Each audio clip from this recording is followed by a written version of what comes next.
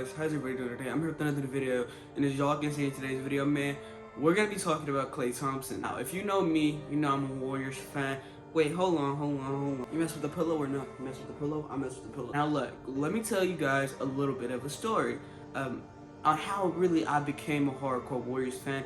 You see the videos about Klay Thompson, and we're talking about how this has affected the Warriors, but how I actually became a hardcore Warriors fan.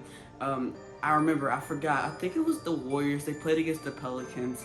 I don't know, I think maybe a lot of people remember this game, maybe a lot don't. It was a game probably about 5-6 years ago, right?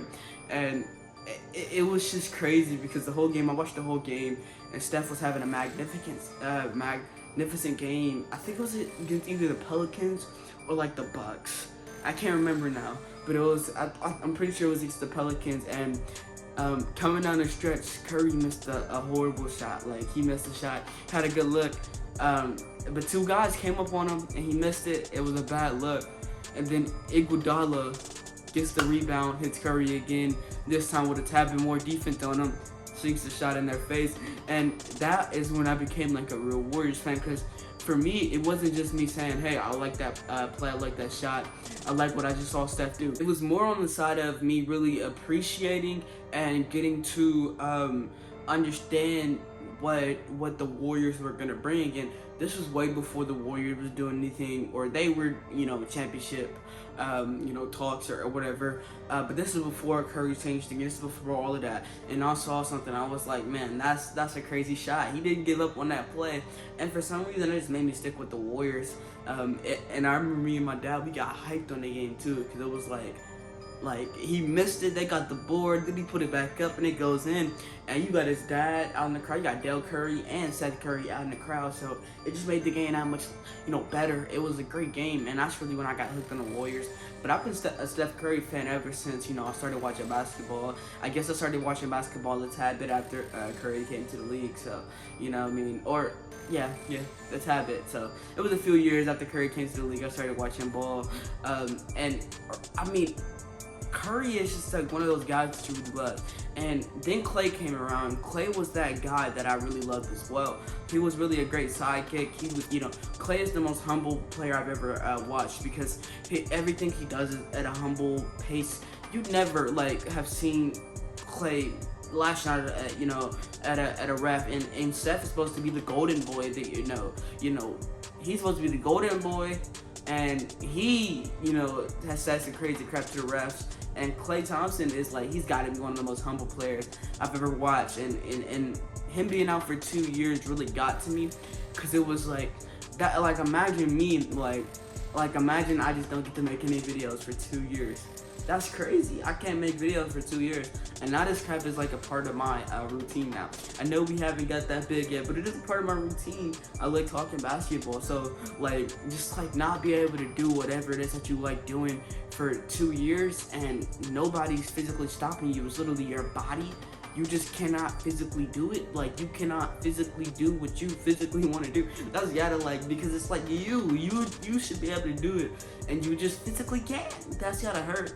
And he's living his life right now. People always they see him on the boats, the yachts, on the lives on Instagram. I be tuning into all of them. People always be like, oh, this man's living his best life right now, but he's not, because he's not doing exactly what he loves. How did he get in that position to where he could be in the water through basketball? So why would you say that he's living his best life without the thing that even got him in that position? Klay Thompson has got to be really sad not being able to do what you do. Now, I do want to go ahead and jump into the topic, and I want to get into it, talking about how does him coming back affect the Warriors. Well, off rip, I believe it affects them in a positive way, because for one, you're getting a new player. So off rip, just another player is going to help your team out at the bare minimum. The Warriors are 29-7, but the chemistry issues may be off a tad. Now, we saw for the first game, the Warriors did put Jordan Poole on the bench last night in the win against Miami. Shout out JP, 32 off the bench, the most points from a player off the bench for the Warriors since Ian Clark. I think it was back in 2017. This is the last time he put up 30 for the Warriors off the bench. So Klay Thompson, Jordan Poole did his thing last night. So that was a great game, and seeing him going off the bench and flourish, it shows, it gives me a little bit of hope that when Klay does come back on Sunday against the Cavs, or he's supposed to, the team says that they think he'll come back that day. A lot of people think that.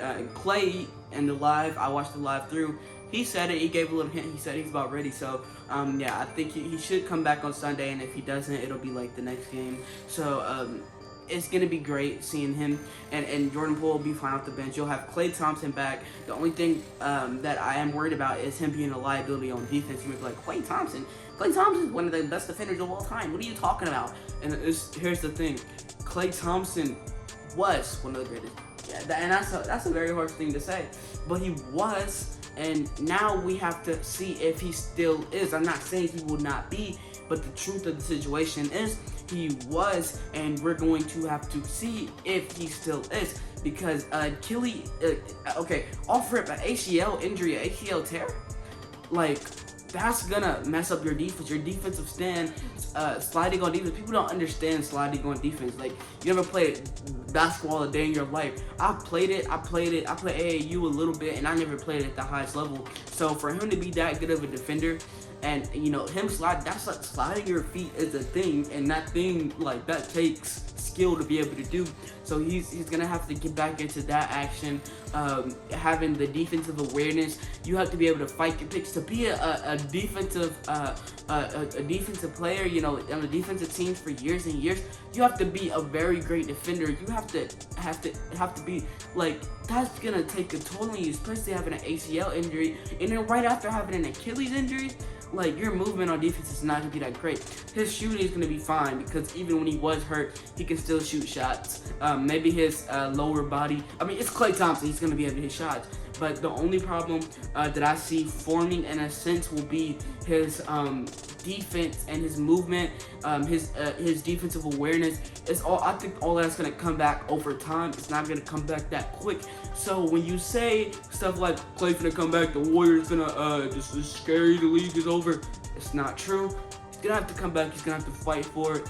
But Klay Thompson, one of the most humble players of all time, I believe he will. But look, yo, that's where we're gonna end this video off, man. I hope y'all enjoyed the video, man. Look, if you're seeing this and you made it this far in the video, bro, please subscribe, bro. I'm telling y'all, the content is immaculate. The content does go crazy. And when I say the content is immaculate, for the resources that I have at hand, I do try. I put in my effort. So, consider subscribing. It's completely free. I'll change your mind later. We're on the road to 1K. We're on the road to 1K, man. We're hitting it before 2022, and we're hitting 10K subs in 2022. We're hitting mad milestones, and bro, before March we're hitting 1K, bro. I'm telling y'all right now, before March we hitting 1K, but the only way I can hit 1K before March is if you subscribe. It's completely freaking. Always change your mind later. It's gonna be for me, man. I'll see y'all boys, man. Peace out, bro.